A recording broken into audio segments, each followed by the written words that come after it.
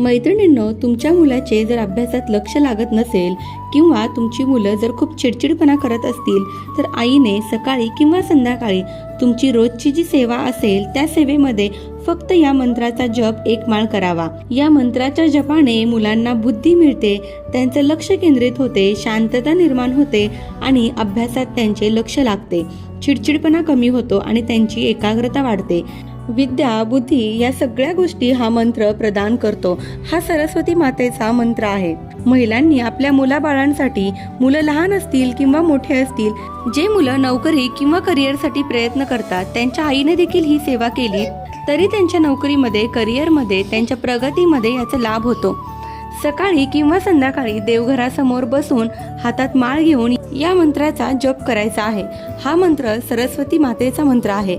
हा मंत्र कसा आणि काय आहे तर ओम ऐं सरस्वते नमः, ओम ऐं सरस्वते नमः। हळूवार सावकाश पद्धतीने हा म्हणायचा आहे। मंत्र जपाच्या आधी आणि मंत्र जपाच्या नंतर मुलांच्या शिक्षणासाठी, त्यांच्या करिअरसाठी, मुलाबाळांच्या प्रगतीसाठी प्रार्थना करावी, त्यांची चिडचिड कमी व्हावी यासाठी प्रार्थना करावी आणि रोज या मंत्राचा जप करावा। धन्यवाद। श्री स्वामी समर्थ।